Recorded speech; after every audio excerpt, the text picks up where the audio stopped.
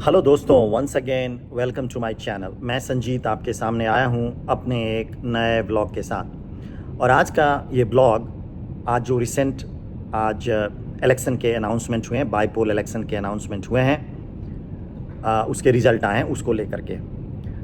12 seat में election हुआ and 10 में इंडिया अलायंस के लोगों ने, यदि आप इन्हें इंडिया अलायंस बोलना चाहें, क्योंकि ये बेसिकली ये काफ़ी तो स्कैटर्ड हैं, डिस्ट्रीब्यूटेड हैं, आपस में भी लड़ रहे हैं, पंजाब में, वेस्ट बंगाल में और भी स्टेट में। But still if I lose it, the opposition has 10 seats and BJP got 2 seat.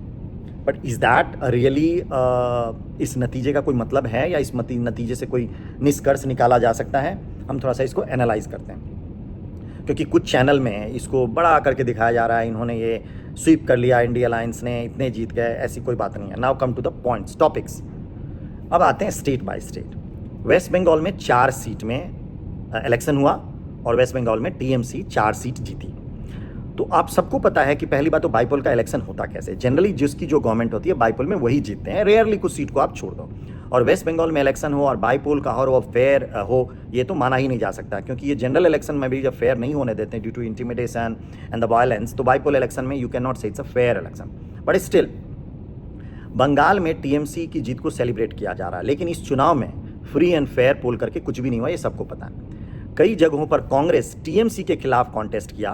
क्या ये इंडी अलायंस की जीत है या फिर टीएमसी का वोटर्स को इंटिमिडेट करना और स्टेट मशीनरी को अब्यूज करना है? Now you just think about it. TMC के पास डिसेंट कैंडिडेट्स की कमी थी, इसलिए उन्हें 2 सीटों पर फॉर्मर बीजेपी एमएलए को फील्ड करना पड़ा। और ठीक है, क्योंकि जनरली जो बाईपोल के इलेक्शन होते हैं वो वोटर भी ये समझते हैं कि इसमें कुछ होने को है नहीं, सरकार जिनकी है उनकी ही रहेगी, तो बेटर है कि go with the flow.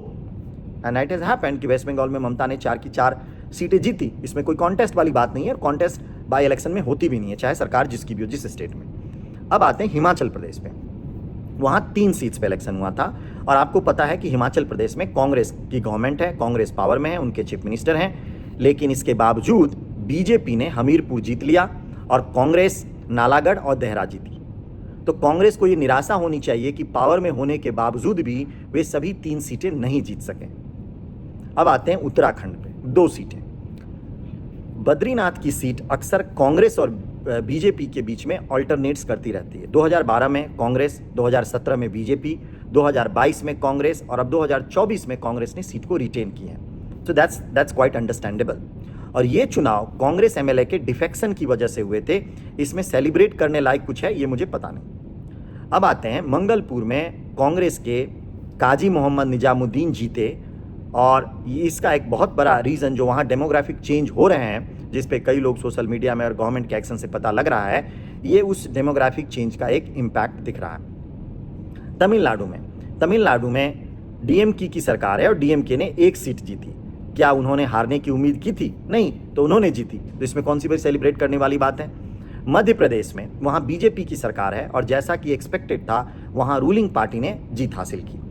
Bihar में 1 सीट में यहाँ एक इंडिपेंडेंट कैंडिडेट ने जीत दर्ज की, और इंडिया अलायंस का कैंडिडेट जो आरजेडी से था वो 3रे स्थान पे रहा। 2रे स्थान पर जेडीयू रही, 3रे स्थान पे आरजेडी रही। पंजाब में 1 सीट था, यहाँ आम आदमी पार्टी, अकाली दल और कांग्रेस आपस में लड़ रहे थे, और यहाँ रूलिंग आप ने जीत हासिल की। जो आम आदमी पार्टी की सरकार वहाँ है और वहाँ ने आम आदमी पार्टी ने सरकार की। अब इन सारे एनालिसिस का कंक्लूजन्स क्या निकलता है? इस रिजल्ट से साफ दिखता है कि इंडिया अलायंस की जीत में कोई बड़ी बात नहीं है, और न इसको बहुत ज़्यादा रीड करने की ज़रूरत है, न सेलिब्रेट करने की ज़रूरत है। ये जो कुछ सोशल मीडिया, यूट्यूब और कुछ चैनल उत्साहित हो जाते हैं because it's just due to lack of some serious understanding, ये एक डेस्परेट अटेम्प्ट है खुद को अच्छा महसूस करने के लिए। और ये बीजेपी के लिए अच्छी बात है कि इस तरह का उन्हें अपोजिशन मिला है जो सीरियस नहीं है। लेकिन ये बीजेपी के लिए भी एक लर्निंग है कि इस बात में दम है कि आप, जो एनालिसिस मैंने किया उस हिसाब से, लेकिन मुझे ऐसा लगता है कि बीजेपी में थोड़ी सी भूख की कमी दिखाई दे रही है। उन्हें थोड़ा सा और अपने में हंगर को लाना पड़ेगा, जैसा उन्होंने महाराष्ट्र के इलेक्शन में किया। जस्ट परसों जो रिजल्ट निकले थे विधान परिषद के चुनाव में 9 के 9 सीट जीते, उस तरह का हंगर इन्हें लाना पड़ेगा। दैट्स एक्सपेक्टेड, क्योंकि बीजेपी से लोग ज़्यादा अग्रेसिव, ज़्यादा हंगर की उम्मीद करती है। सो बंगाल में बीजेपी की टीएमसी की इंटिमिडेशन टैक्टिक्स, हिमाचल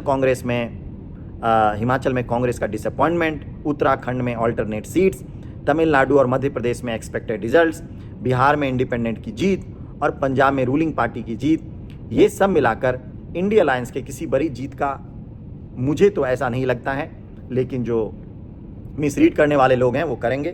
तो मेरे ये एनालिसिस आपको कैसे लगे?